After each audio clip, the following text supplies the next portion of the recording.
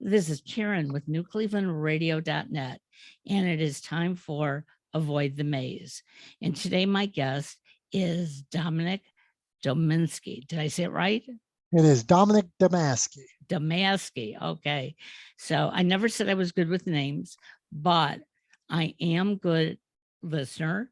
And that's why we have Dominick on today, because Avoid the Maze talks about our journey in life. And all of us are on a journey, whether you want to admit it or not. And none of us have a perfect life. We can go out onto Facebook and we can believe all those beautiful pictures we saw for Thanksgiving or the ones we're seeing for Christmas, which is right around the corner, that those people have perfect, absolutely wonderful lives. And I really wish it was true. But every once in a while, we hit something along the way and life throws us a curve. So, Dominick, I found your information on podmatch.com, which is a great resource for podcasters. Um, and you have a journey that, um, in some ways, is like nobody else's. So, give us a little bit of background. One, I'm honored to be on the show, so thank you for having me, Karen. And Sure. I've been watching your videos, and I love what you're doing. Uh, Me personally, I grew up in Pittsburgh, blue collar town of Pittsburgh. My dad is a landscaper. He's 79 years old and still working, and I learned the Wow. value of hard work from him. Right, that blue collar hard work. Go out and just put in the time, put in the effort, and that's the start of my journey. And really, so I followed in the entrepreneurial footsteps. I opened a restaurant when I was in my early 20s. I ended up losing $500,000 and going broke.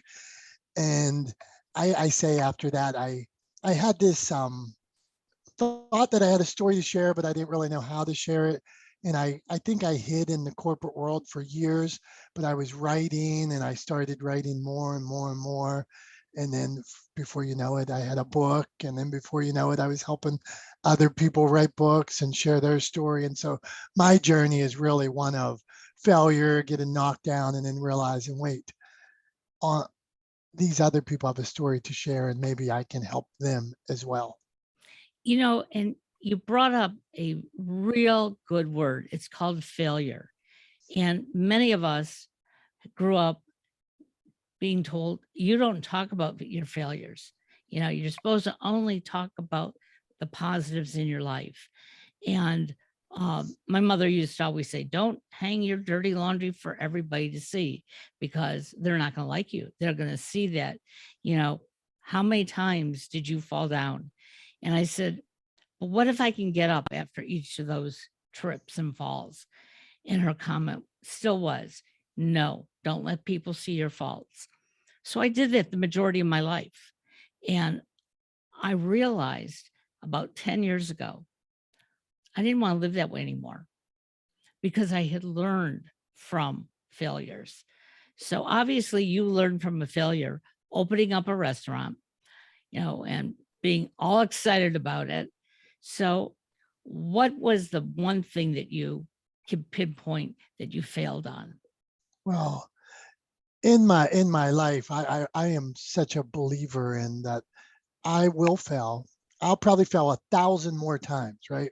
But each time I will learn from it. I'll improve. To the listeners today, adversity only makes you stronger, right? You can Yep. heed its lessons and then use them to elevate you in the future. So in the restaurant business, looking back at it 15 years, 18 years later, whatever it's been now, one, I'm thankful for the struggles, right? They made me who I am, right? Maybe it's more empathy. Maybe when I was on a government repayment plan and had $12 a week, or maybe when my sister-in-law used to invite us for spaghetti dinner when we didn't have much food or anything like that. Maybe those things made me a better dad. Maybe they made me a better businessman. Maybe they made me a better member of the community. And I'm thankful for those lessons. So the failures, there's so many right back then. I could have been better financed. I could have made better food. I could have done this. I could have done that. But I think the one thing that I've learned, and even now leaving the corporate world and starting a publishing company a few years back, is I didn't want to look at things when I was 60, 70, 80 and say, I wish I would have. And that's what that taught me. So I did the restaurant thing and I wasn't great at it, right? But I did it and I don't look back and say, oh man, I'm like, oh, I don't look back and say, I wish I would have opened a restaurant, right? I wish I would have tried this, whether it's me running a race or putting myself out there, writing screenplays or trying acting recently, all those things, right? It's just putting yourself out there, trying to learn. And I think that's what I learned the most. And so I don't have a lot of regrets. And that's really important because when we leave this earth, okay, most people don't see our failures, especially those people who have loved us, cared about us.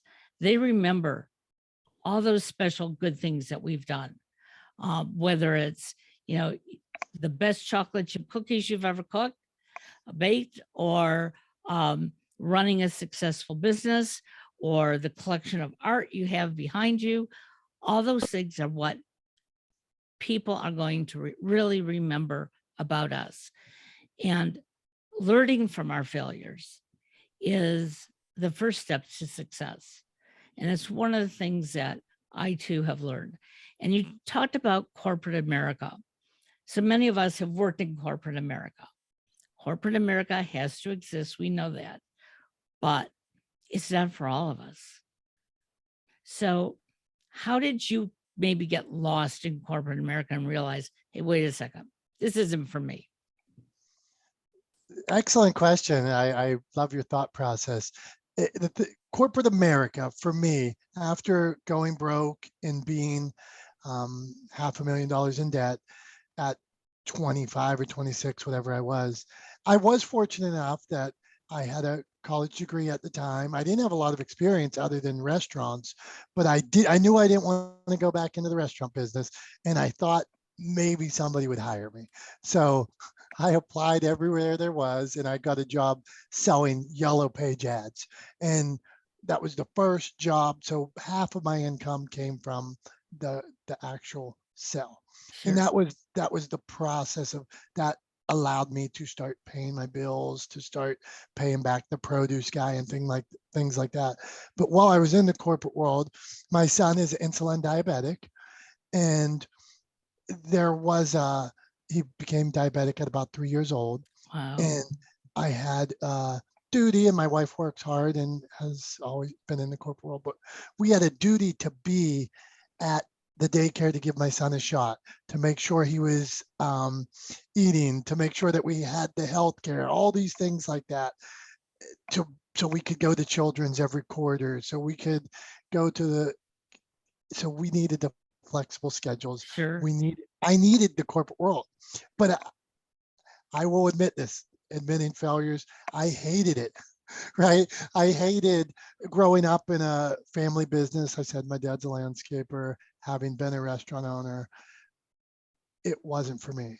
I'm still a believer, whether I'm naive or not, that me and you and anybody listening, we could still change the world. We can make a difference. We can help somebody else, right? And Absolutely.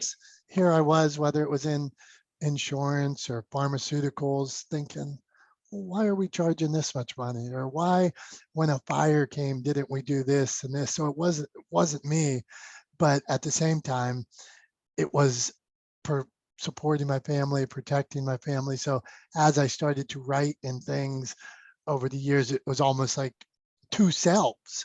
Right. And I had a really a growing guilt that as I believed go for it, and I was writing in a lot of ways, I was going for it. I was starting a business, but I hadn't taken that leap yet. And was I scared, or was I being more methodical and using benchmarks and things this time around? So I did get lost in it. And as you're in the corporate world for 15 years or so, there's golden handcuffs and pensions at some places, and company cars and trips to Miami and Vegas and things like that were fun. But I had this other thing that was building until it got so big in my heart that I had to walk away. And, I do believe we all have that opportunity somewhere in our life. We may not all be able to walk away 100%, um, because, like you said, even if it weren't for your child who needed some additional care and income to take care of his medical needs, y- having that security helps us look forward and say, okay, if I can take care of my family, now I have time to do something else that's going to please me, energize me. And I know when I left corporate America 10 years ago, um, I was basically the breadwinner. I was making more than my husband, but he was content where he was. I was being pushed out the door, and it caused me to go into a huge depression. And I came home one day and I just said, I'm never going back. I can't, because you are going to lose me. Either I'm going to shrivel up and I'm going to die, which is not my personality, or I'm going to leave, cry for a couple of days, and then pull up my big girl panties and do what I have to do. And my husband looked at me, he said, yeah, go ahead, which totally shocked me. Um, and it wasn't easy. And there are days today, it's still not easy. But at the end of the day, I'm a happy person. And that makes for a difference in the family and how we live each day. So I was close to 60 when I made my changes. You were still in your 30s when you were making your changes. So you can do it, but you have to know what that passion is and why you're doing it and what you're sacrificing. So when you left corporate America because you had other balls you were juggling, um, what did it feel like? One, I want to double back and just say that the pursuit of happiness and fulfillment, whatever that, for everybody, it's different, right? What success is for everybody's different. So for somebody, if you determine that I want to work this corporate job, or I want to work at the factory so I can be done at 4 o'clock, so I can go coach my kids baseball, and that's what I love, I support you. I love it. Good for you. If you say, well, I want to go to Wall Street and make whatever, I don't even know the decimal points, how many billions, good for you if that's what makes you happy, right? My ultimate thought process is whatever makes you happy, Right. chase that. And so in my case, the corporate world, that wasn't for me. I wasn't happy, right? Right. So it didn't matter. There was some point you could give me whatever. I wasn't happy, right? So, and I really want people to know that it's okay. Whatever your Absolutely. shows about journeys, whatever your journey is, it's fine. But if you're complaining, if you're not happy, if you're shriveling up, the term you used, right? Well, then maybe it's time to look at ways to change things. And so for me, it was about understanding benchmarks and metrics and growing the business that I love.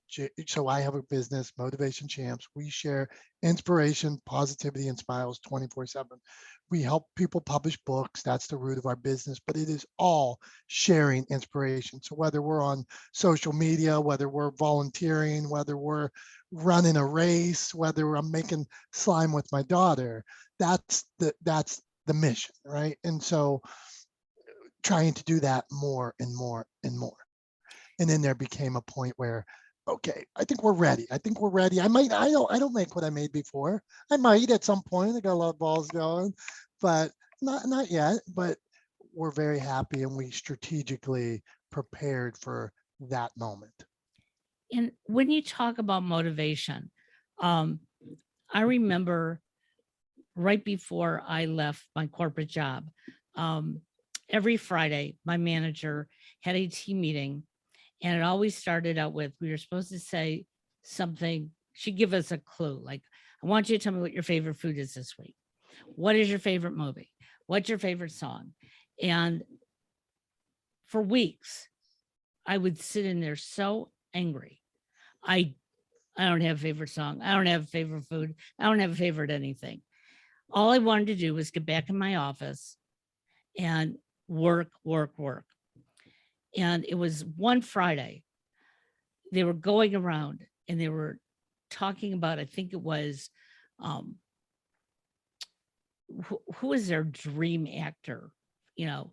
And I got angry and I said, I've been married almost 30 years. I don't even want to talk about that. And I heard my voice and I thought, wow, you are an angry bitch. And I came out and then said it. And I said, I have to apologize, everybody. I'm just angry. And they all looked at me and they said, well, why? You seem to love your job, which I did. But there were things about it I didn't like what it was doing to me. And it was then that I walked out of the office and I said, I don't want to be angry for no reason. If I'm going to be angry, better give me a reason. And that's when I started looking at being positive. I don't like the winter. We talked before we came online. You're from Pittsburgh. I'm from Cleveland. Wintertime is going to be gray and cold and snowy. I don't like winter, but when the sun is out in the winter, I cherish every single aspect of it. Starting on December 21st, I will look forward to each day getting longer. And those are the positives that all of us can have in our life. And those positives have expanded. And again, expanded into our podcast, similar to what you're doing, is helping motivate people, but let them know they have to find what motivates them. I can't tell them, as my mother used to say to me, oh, I know you're happy when you're baking and giving all your baked goods away. I like giving the baked goods away. Standing on my feet and baking was not the most pleasurable. So it was like she knew me, but she didn't know me. And that's where I had to figure things out. So the business that you started on motivation, other than saying, hey, this is how I want to feel every day, how did you find your clients? Interesting, because when I started, so I think I used to think the world was all about me, right? And Okay. so immature, whatever. I wrote a book saying, hey, I was broke. I'm now I'm not, or I'm got cut from the team. Now I didn't. So I understood motivation, right? I was inspired, but it tended to turn towards me, right? And now I'm embarrassed of that. Like I don't even sell the first book because I feel like, I feel like it came off like that, and I hate that thought. Um, and I apologize if I ever treated anybody like that. But what really happened is, after I wrote the first book, people would invite me to come speak, and I'd meet somebody and they would tell me their story. Or I would meet somebody and they would say, help me write a book. And the more places I spoke and the more places I visited, I started to meet more and more people that would ask me those questions. And that was probably the root of Customer One. And then I was a podcast host for a while. I did about 100 episodes, and I would be out talking to interesting people like yourself, and somebody would say, I want to write a book. I want to write a book. And then now it's been hundreds of people, and in all different capacities. And whether you never know how we're going to help them. It might be to Right. do it on their own. It might be to take your idea and start a podcast. It might be to, hey, you should do video. Or it might be that we handle every aspect of taking them from a concept in their mind to a published author that has books for sale at big bookstores, and they're doing speeches and things like that. So that's just really rewarding to watch. The best thing is when I get a text from somebody, an author, that says, this is from so and so, my book impacted them, right? And here now, the ripple that's created, all these people out there sharing their story, inspiring all these other people, far bigger than my measly stories about me could ever be. And that's how it's come and how it continues to grow. And when we share our stories, and this is for the listeners today, it's really, our stories are really important. It's a history. Okay. Um, who knows? One of us may end up in a history book someday, and kids will be learning about us in their classroom. But it's a history that we should be proud of, no matter how we got to where we are today. Um, and when you share your story, it gives other people insight into their own life. And that's what I love about sharing our podcast and being out there, because I'll hear something and it's like, 5 minutes ago, I wouldn't have thought about that. But you know what? Hey, that makes a lot of sense now. And when it does, it just opens me up to be more welcoming. And in today's world where we all want to point the finger at somebody, it's his fault, it's her fault. I don't want to have to know about pronouns. I don't want to have to know about religious beliefs. But when you learn about all these things, you realize we're all the same. We all really want the same thing, and we're all going to go at it just a little differently. So you talk about people who have come to you and you've helped with hundreds of books. We know being an author um, doesn't mean that you're going to make a ton of money. So for most of these people who are writing their stories, is it more to cleanse themselves or find themselves, or is it really about being the bestseller in the New York Times? First, I'd like to say that your story, whatever it is somebody else's survival guide, right? Yeah. So you've been through these trials and tribulations, these hard times. And by sharing them, you can make a difference. You're helping somebody else. So I think what I really like to get to from a business perspective is, why are you doing this? And then if we know the why, that, okay, Charlotte Murphy, an author of mine, Charlotte Murphy, she's a 4-time cancer survivor, and she wants to share a message that you can overcome, that there is hope. At one point, she almost went blind, and she still has hope. And the title of her book is Unshakable Power. So even after all that, she still can, still fighting. So I think when you know your why, right? Or Brian P. Swift, the gentleman, quadriplegic in a wheelchair, that's an author, a coach, a speaker, a dad of 3 adopted children, does it all. And his mission is like to show the disability inclusive, to show that whatever you have going on, you can accomplish it. Whatever problems you face, you can overcome it. Right. So I think it's really just, there's so many great stories, and my passion is helping them share it. And if they know that why to the question, if you know your why, you're never off message. So some people do use, the book is not a business. The book is a business card for your business. So, right, if you're a speaker, if you're this, sure, you can hit and you can sell books a lot of ways. Me and you could go out with backpacks tomorrow and sell books out in front of the Right. next Cleveland Browns game, right? And we if we were good enough salesmen, we'd sell a lot of books, right? Or you could go viral or things like that. So those are opportunities too, but that's not why you do it. The reason is that why. I have that message like Charlotte, where you want to help other people, and if you do that, I think you'll be happy with your results. That's perfect, and I do agree with you that that's why most of us who write, we're writing for ourselves and to help others. In the job that I was in corporate America, I was working at a private college, and most every student who came into my office told me they wanted to be a nurse. And I'd say, okay, why do you want to be a nurse? And it always was because I want to help people. And I would sit across my desk from them and say, you don't have to be a nurse to help people. There's lots of different ways you can help people. And that's what I was doing on a daily basis. I was helping prospective students figure out what their passion was. Okay. Helping people did not necessarily mean that they'd be able to draw blood or be in a surgical situation. And sometimes when I mention that to them, they'd look at me and go, oh no, that's not the kind of nurse I meant. And we'd be like, I don't know what kind of nurse you meant if you're not going to do those things. I know that when I get up every morning to do my podcast, if I can just reach one person, and that person might be me.